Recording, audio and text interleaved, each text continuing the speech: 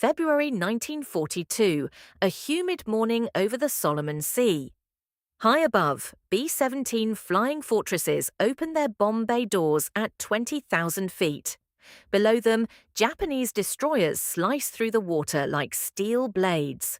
Bombardiers lean into their Norden bomb sites, devices so secret crews are ordered to destroy them before capture.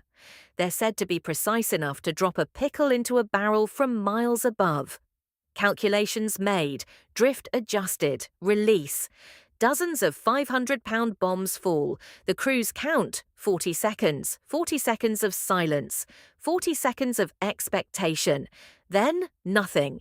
The bombs crash into the ocean, throwing up white geysers hundreds of yards from the nearest ship. The destroyers don't even break formation. A Japanese captain glances up, calmly orders a slight turn, and watches the bombs splash harmlessly into the sea. This wasn't failure. This was routine. When General George Kenney arrived in Australia, he found an air war that was bleeding out.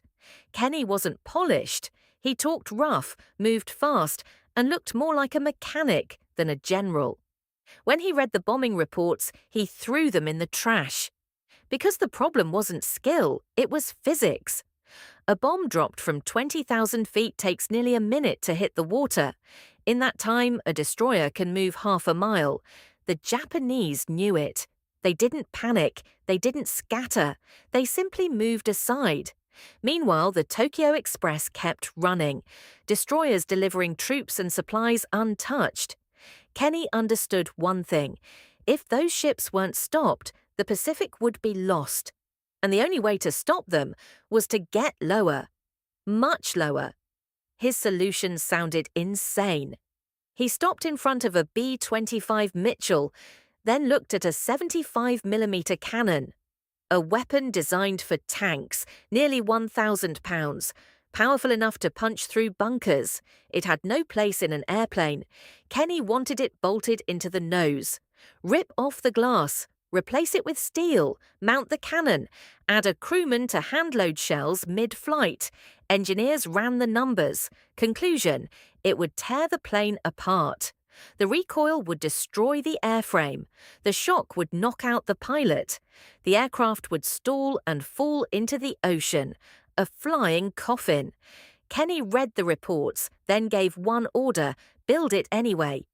In sweat-soaked jungle hangars, the modifications began. The glass nose was cut away. In its place, an ugly metal snout. Inside it sat a 75mm cannon.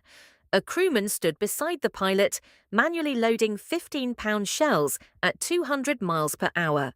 The plane became so nose-heavy they had to bolt lead into the tail just to balance it. It flew like a brick. The crews gave it a nickname, the Little Monster. Then came the test. Target, a coral reef. Shell loaded, aim steady, trigger pulled. The aircraft shuddered violently, like it hit a wall mid-air. Smoke filled the cockpit. The sound was deep and brutal. Then, silence. The plane was still flying, and below, the reef exploded exactly where the nose had been pointing. The impossible worked. Combat changed everything. This wasn't bombing anymore. To fire the cannon, you aimed the entire plane. That meant diving straight at the target, flying directly into enemy fire. They called it bore sighting, a game of chicken at 200 miles per hour. Their first targets were supply barges. Bombs often punched straight through without exploding. The cannon didn't. The first shell hit. And the barge didn't sink. It disappeared. Then came the real test, the Tokyo Express. At dawn, the convoy appeared, destroyers and transports, heavily armed and confident after months of American failure. Then the B-25s came in. Low, just 50 feet above the water. The Japanese captain expected a torpedo attack and turned to face it.